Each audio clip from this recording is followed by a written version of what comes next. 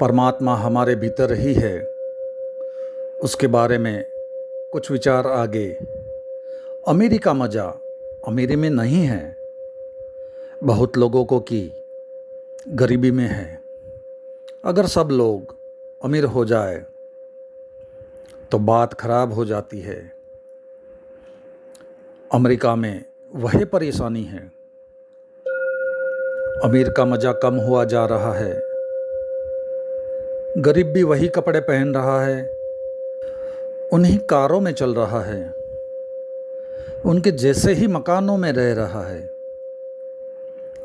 गरीब और अमीर के बीच अब कोई बहुत बुनियादी फासला नहीं है।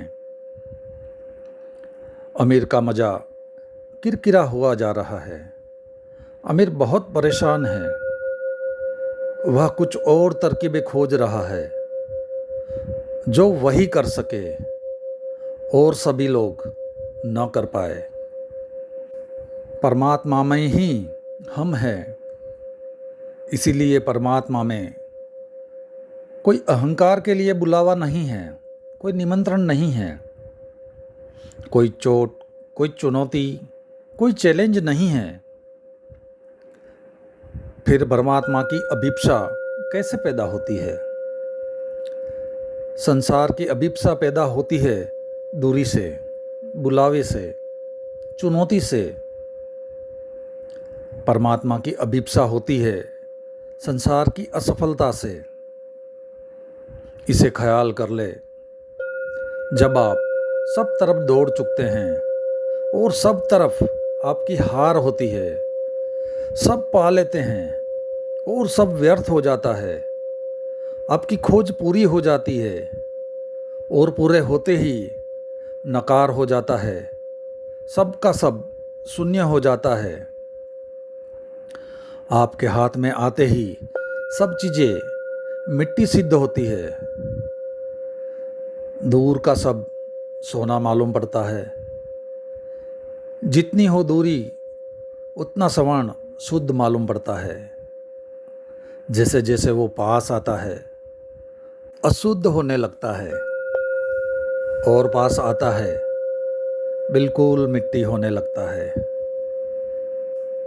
यूनानी कथा है मिदास की। कथा में बड़ा व्यंग है। कथा है कि मिदास ने ऐसी सिद्धि पा ली, ऐसा वरदान पा लिया कि जो भी छुए वो सोना हो जाए।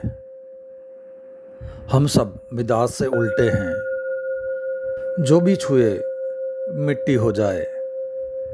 लेकिन बड़ा मज़ा है।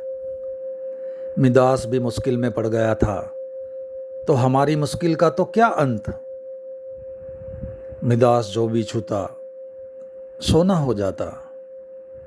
उसने अपनी पत्नी को छुआ, वह सोना हो गई।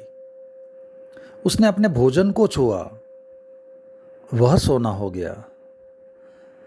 उसने पानी पीने को उठाया, ओंठ तक पानी गया और सोना हो गया। मरा मिदास, बहुत बड़ी मुश्किल में पड़ गया, क्योंकि सोने से प्यास नहीं बुझती। और कितनी ही लोग बातें करें, कनक जैसा शरीर, स्वर्ण जैसा शरीर, सोने के जैसा शरीर, पर उससे कोई तृप्ति थोड़ी होने वाली है। कोई चाहे कितना भी कहे मेरी प्रेयसी की काया कनक काया है, स्वर्ण काया है, सोने की काया है, लेकिन हो जाए तब ही उसे पता चले। तब सिर धुने बैठ कर कि यह क्या हो गया, इससे तो वही काया बेहतर थी। तो मिदास इस मुश्किल में पड़ गया, कवियों की बातों में आ गया और वरदान मांग बैठा। उसकी वजह से उसकी पत्नी हो गई सोने की, पीने का पानी हो गया सोने का, भोजन सोने का हो गया। लोग उससे भागने लगे। अरे उसके खुद के बेटे बेटी उससे दूर रहने लगे। कहीं गलती से मिदास उसे छू न दे, कोई भी मित्र पास ना आए कि कहीं छू न दे। मिदास अब अकेला हो गया। भरा पूरा जगत था उसका, सम्राट था, अब बिल्कुल अकेला हो गया। वजीर भी पास ना आए, सदा एक फासला रखे कि बचने का उपाय रहे, मिदास से भागने की सुविधा रहे। अगर वह छू ही दे और मिदास भूखा मरने लगा, पानी मिले ना, भोजन मिले ना, वह चिल्लाने लगा, चीखने लगा कि हे भगवान, वापस कर दे, वही ठीक था। यह तो वरदान अभिशाप हो गया है। मिदास की यह हालत हो गई। सब चीज़ें सोना होने लगी, तब हमारी हालत क्या होगी? जब जो भी छूते हैं मिट्टी का हो जाता है। पत्नी दूर थी तो सोने की मालूम पड़ती थी। जिस दिन विवाह किया उसी दिन मिट्टी की होनी शुरू हो गई। 2-4 साल बाद मिट्टी रह जाती है, कुछ नहीं है उसमें, सब चीज़ें मिट्टी हो जाती है। जो भी हम छूते हैं मिट्टी हो जाती है। जिस दिन आपको यह अनुभव होता है कि हमारी सारी दौड़ सब व्यर्थ है, उस दिन आप उसी जगह खड़े रह जाते हैं जहां परमात्मा है। जिस दिन आपको पता चलता है कि दौड़कर कुछ भी नहीं मिला, कुछ भी हासिल नहीं हुआ, कुछ भी नहीं पाया, उस दिन दौड़ते नहीं हैं।